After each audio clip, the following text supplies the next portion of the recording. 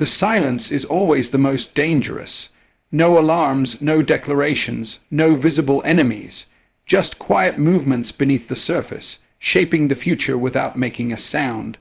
While the world appears to cheer for India, to welcome its rise somewhere in the hidden rooms of power, strategies are being crafted to slow it down, to trap it, to gently push it off its course. It's the kind of battle where the weapons are not guns or missiles, but subtle manipulations, quiet restrictions, carefully placed hurdles. India is not being openly attacked. It's being quietly contained. This is the nature of the modern battlefield, where chains are wrapped in silk and cages are built with words that sound like praise. For decades, the world's superpowers operated comfortably, their positions unchallenged, their influence unquestioned. But India's emergence unsettles the old equilibrium. It's not just the growth of another economy, it's the rise of a civilization that carries thousands of years of history, culture, and wisdom.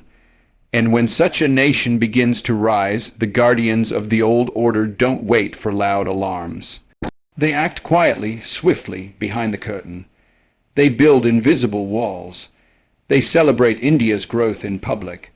But behind closed doors, they calculate how to keep it just below the line where it could truly challenge the West's dominance. It starts with trade, seemingly fair agreements that come wrapped with fine print designed to limit India's expansion. Products are subtly restricted, standards are selectively enforced, and markets that should be open are suddenly fenced with technicalities. It appears like a business decision, but it's often a quiet blockade. In international diplomacy, India is welcomed, but there is always a subtle effort to control the pace and the direction of its influence. Global institutions, many still shaped by the West, move pieces on the chessboard to prevent India from gaining too much too fast. And it doesn't end there.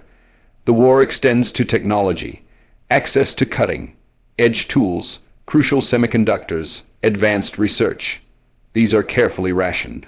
Partnerships are proposed, but always in ways that keep India dependent, never fully free to chart its own technological destiny.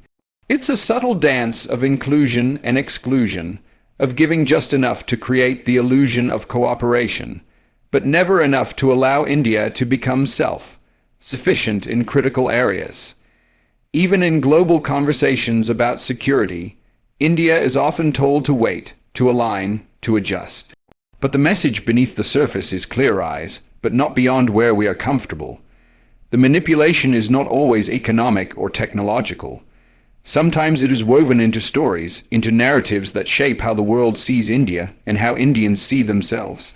International media often magnify India's internal problems, carefully selecting headlines that paint a picture of instability, division, and crisis. Successes are downplayed, challenges are amplified. The goal is simple: make India question its own journey, make its people doubt their own capacity. When a nation begins to doubt itself, it becomes easier to slow down its rise without ever needing to directly confront it. This is a psychological strategy. Fight the battle inside the mind. These battles are not accidents. They are not isolated events. They are carefully connected pieces of a global game where the ultimate objective is to maintain control. And India's rise threatens that control. The West's dominance is not just built on wealth or military strength. It is built on the ability to set the rules, to control the flow of trade, the direction of technology, the stories that the world believes. India's growth brings the possibility of rewriting those rules, of creating a world that is more balanced, more multipolar. And that is what the silent forces fear the most, not India's power, but India's potential to change the system. But here lies the extraordinary truth. Every quiet effort to block India is actually an acknowledgement of its strength. Nations that are weak are not restricted. Nations that are insignificant are not feared. The very existence of these silent battles is proof that India's rise matters, that it is shaking the comfort of those who have long held the keys to global power. The attempts to contain India are actually signs of India's unstoppable momentum. Resistance is not a sign to retreat. It is a sign to push forward harder, smarter, with greater determination. The road will not be smooth. The barriers will not disappear. But India's story has always been one of resilience, of rising against the odds. This is not a moment to shrink. This is not a moment to hesitate. It is a moment to recognize the silent war and respond with loud progress. It is a moment to unite beyond divisions, to build beyond limitations, to believe beyond what the world says is possible. The quiet strategies against India will continue, but India must continue as well, faster, stronger, with a vision that refuses to be caged by the expectations of others. India's rise is not just about economics or politics. It is about dignity. It is about rewriting centuries of imbalance. It is about showing that a nation with ancient roots can shape the future of the world. The hidden battles may never make the front pages, but they are real and they are happening now. And India must rise through them, over them, beyond them, because a billion dreams are waiting, watching, and believing. The danger often does not come with loud warnings. It moves quietly beneath the surface, wrapping itself in the language of partnership, cooperation, and friendship. The world speaks of alliances, of collaboration, of building a shared future, but beneath those words, silent sabotage is carefully unfolding. It is not an attack that can be seen. It is a design that can only be sensed by those who pay attention. The systems that were built to include India are, in many ways, the same systems that are now being used to carefully limit it. The barriers are invisible, but they are everywhere. When India begins to step forward with its own ideas, its own innovations, and its own industries, subtle resistance begins to show. In global markets, Indian products are quietly scrutinized under stricter standards. Approvals that should take days begin to stretch into months. Patents face silent opposition. Loans from international institutions, which are meant to fuel development, arrive with complex conditions that slowly tie India's hands. The terms appear generous, but they come with hidden locks. The West knows that if India builds with full freedom, the balance of power will shift, and so they create dependencies. They offer technologies but hold back the keys. They give platforms but retain the controls. They open doors but leave India standing in the hallway. International media becomes a silent weapon in this battle. Stories that highlight India's flaws are carefully circulated. Crises are magnified, divisions are emphasized, and the message is repeated quietly but relentlessly. India is unstable, India is struggling, India is not ready. Successes are either minimized or connected to foreign involvement, creating the illusion that India's rise is not truly its own. The goal is to plant seeds of doubt within India's own people, to weaken belief from the inside. When a nation begins to question its own strength, it no longer needs to be stopped by others. It begins to slow itself down. Even in diplomacy, the sabotage is carefully designed. India is invited to summits, but the real decisions are often made before it arrives. It is given a seat at the table, but rarely the power to shape the menu. Strategic partnerships are formed, but always with the expectation that India will align with the West's vision of the world. Agreements are crafted with soft restrictions, always reminding India to stay within carefully drawn lines. Whenever India moves beyond those lines, silent pressure begins to build. Promises are delayed, cooperation quietly shrinks, and the message is softly whispered. Come back within the limits we are comfortable with. The battle extends into the digital space. India's efforts to build its own technology platforms, its own cybersecurity frameworks, its own data systems face hidden resistance. Offers are made to help India modernize, but the offers often come with backdoors, silent tools that keep control in the hands of others. Dependency is slowly built, layer by layer, until India risks becoming a consumer of technology, not a leader.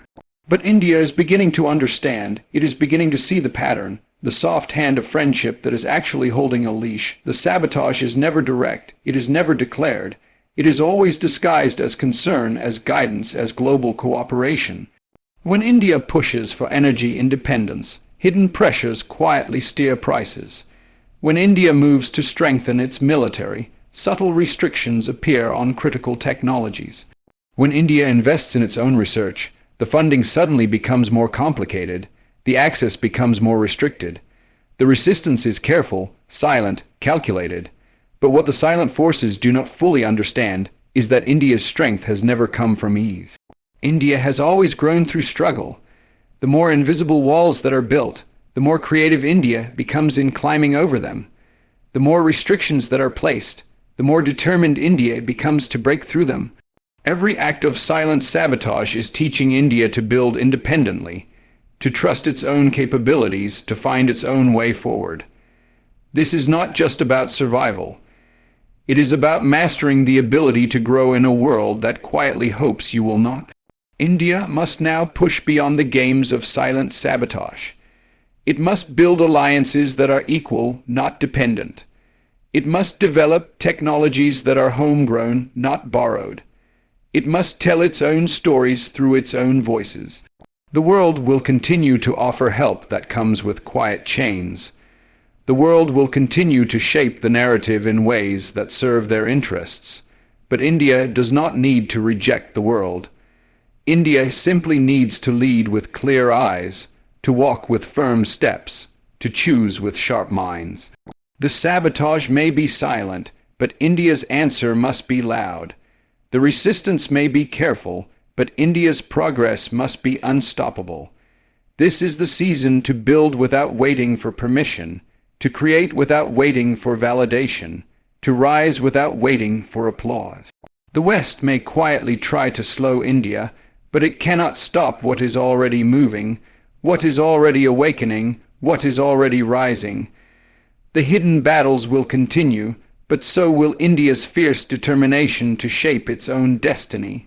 They don't need to chain your hands when they can chain your mind. The most dangerous battle is not the one fought in markets or borders. It is the one fought silently in the thoughts, the dreams, and the ambitions of a nation. It is the fight for control over how people see themselves, how they define success, and how they imagine their future. This is where the West's quietest, most sophisticated battle against India is being waged. Not with weapons, not with sanctions, but with ideas. The power to control the narrative is the power to control the pace of a nation's rise. And India has been pulled into this battle without even realizing it. From childhood, through education, through media, through social influence, a silent message has been repeated. Success must look like the West. Progress must sound like the West. Development must walk in the direction that has already been drawn by Western hands. It seems harmless, it seems modern, but slowly it begins to convince India that its own path is not enough, that its own models are outdated, that validation must always come from outside. This is the most dangerous weapon, when a nation begins to abandon its own compass in exchange for borrowed maps. The world tells India to become a mirror, to reflect what has already been done, to follow the patterns that have already been set, to measure greatness by standards built elsewhere. The more India grows, the more it is reminded, be like us, dress like us, think like us, build like us. This is not inspiration. This is quiet colonization of the mind. The belief that to be modern, one must stop being fully Indian. The belief that to lead globally, one must first surrender locally. But India's greatness was never in copying others. India's strength has always been in creating what the world could not even imagine.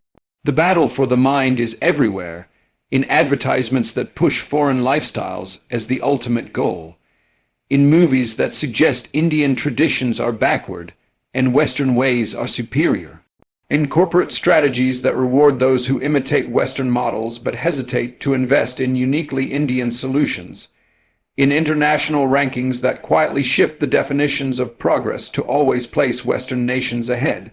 All of this seems small, but the effect is massive. A slow erosion of confidence, a quiet suggestion that being Indian is not enough. The West does not need to fight India directly when it can make India question itself. If India believes it is not ready, not good enough, not powerful enough, then India will never need to be stopped. It will stop itself. The fight is to convince India to keep looking outward for approval, for instruction, for leadership. But this is the moment India must remember who it is. A civilization that wrote its own philosophies when others were still learning to build.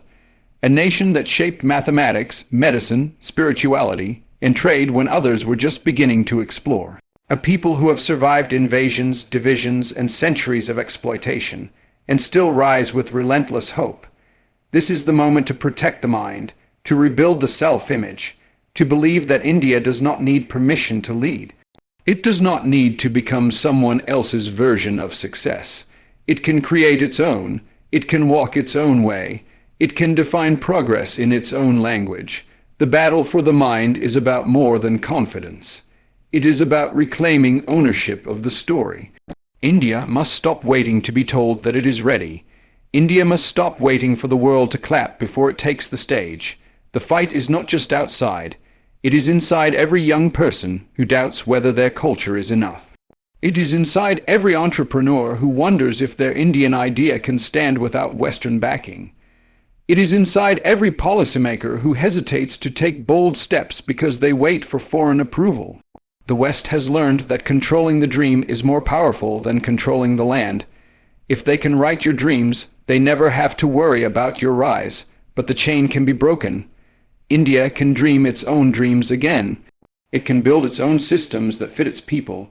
It can create its own definitions of wealth, of happiness, of power. It can set the standards instead of following them. The silent battle for the mind loses its power when a nation stops asking, will they accept us? And starts saying, we accept ourselves.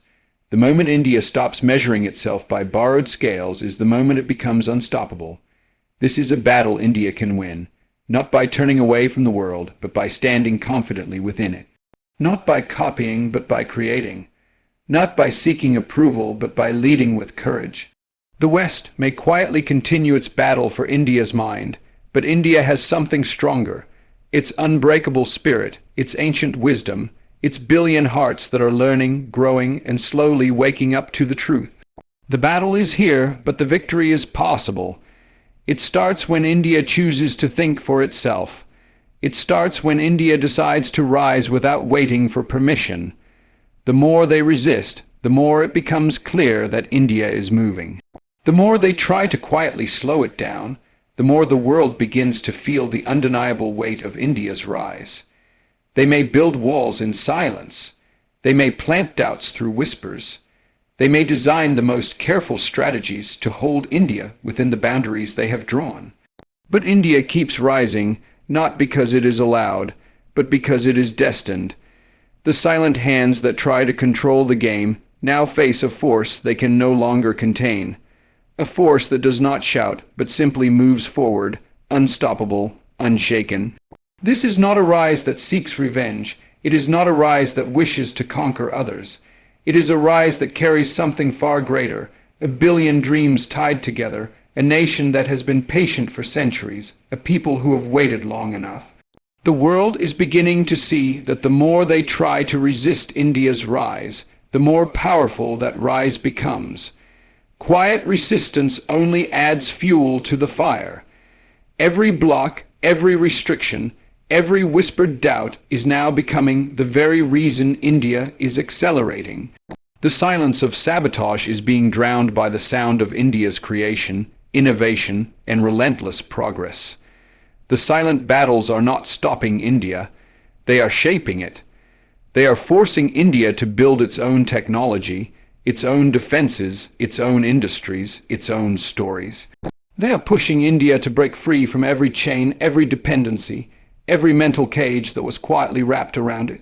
The West hoped that silent pressure would make India retreat, but all it has done is make India more self-reliant, more determined, more dangerous to the old world order that desperately wants to stay untouched.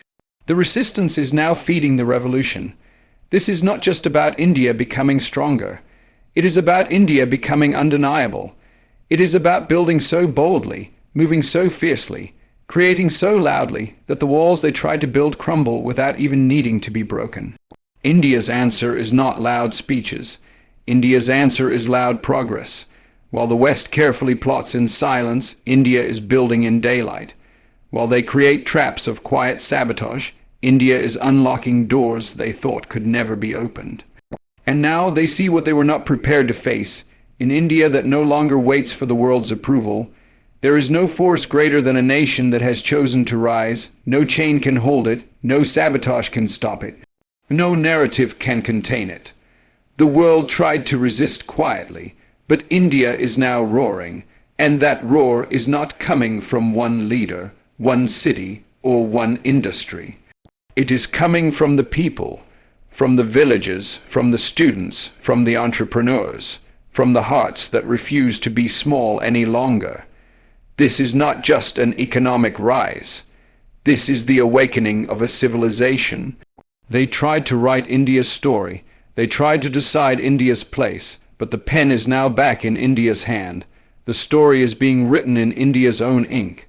The West can keep building their quiet barriers, but India has already crossed them. India has already outgrown them. And now, as they watch, as they scramble to build new walls, they realize the truth. They can no longer stop what they cannot even catch. The resistance was quiet. The sabotage was silent. But India's rise will be loud. It will be seen. It will be felt. It will not ask for a seat. It will build the table. It will not knock on the door. It will break through the walls. And when the world finally turns to see what they feared, they will not hear India asking for permission. They will hear India saying one thing, ***, I have arrived. ***.